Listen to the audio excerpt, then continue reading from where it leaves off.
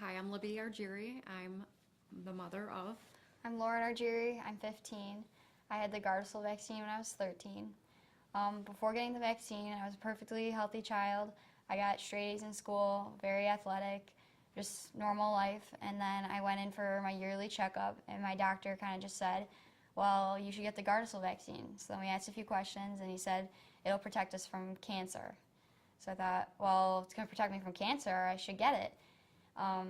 And then I got it the first shot, not really any significant changes. After my second shot, I started having regular headaches. It started off like a headache like every other day, and then I started getting like every day, and it was very painful, very distracting. It would start like the base of my head and move forward, and I just felt like it was crazy how much it hurt. And then I got my first period, and then after that it went away, and I never had it again.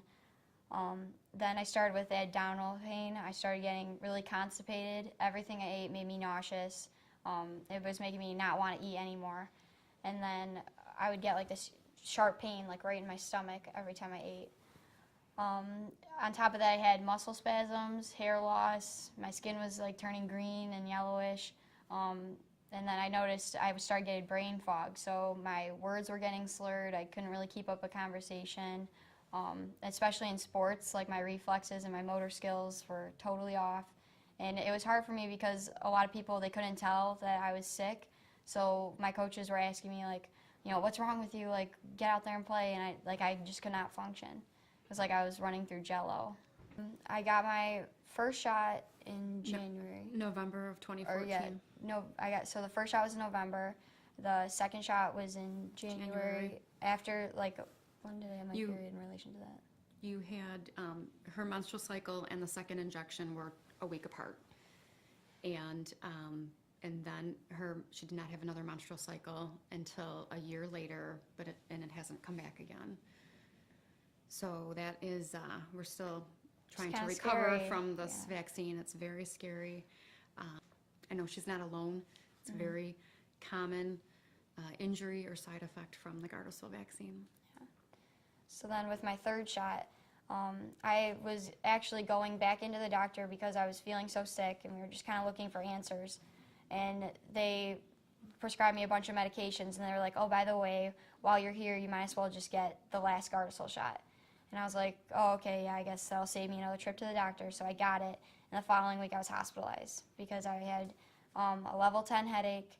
It hurt so bad, like I knew, like, she was in a fetal position on the couch, could not even function. The headache was that severe. Yeah. And so that week I had like an MRI, a CAT scan, ultrasound, blood work, you name it. We met with like every test. 7 different specialists, everything from the neurologist to the gastroenterologist, pediatric surgeon, the pediatrician, and every single appointment we went to, including the emergency room, I forgot that, I asked, could this be related to the Gardasil vaccine?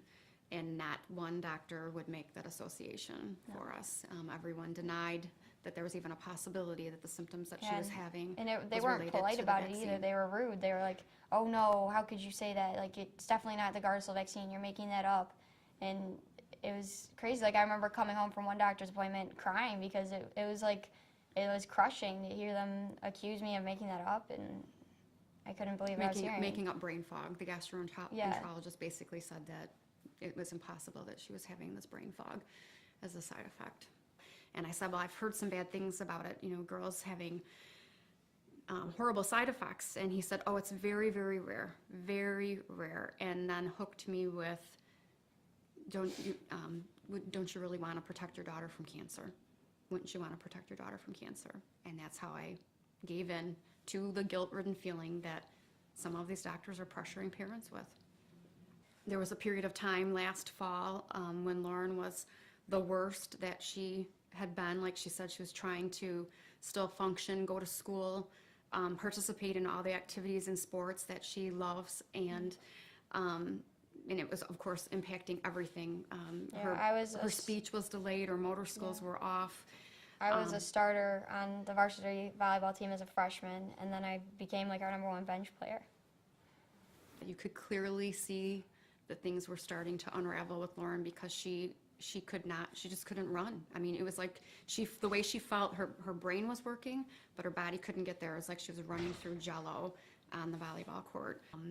She's also had joint pain and wrist pain from it, and her thyroid is low now, where that was never a problem in the past. So we're still in recovery mode, trying to heal from the vaccine. We take each day as it comes. The sheet of paper that they make available to you in the pediatrician's office, now that I know what I know, is not, it's inadequate information for parents to be fully informed. So in terms of informed consent, I'd say no, I did not know all of the possible side effects of this vaccine. I just want to speak for the girls who weren't as fortunate as me and didn't make it through this Gardasil vaccine. And I just want people to really research the vaccines before they get them and know that it's not required, like it's not mandatory yet, like you have a choice. Michigan for Vaccine Choice is it was a critical advocacy group, grassroots effort that can help the citizens of Michigan learn more about vaccines, vaccine safety, as a forum, a community-based group that helps support families like us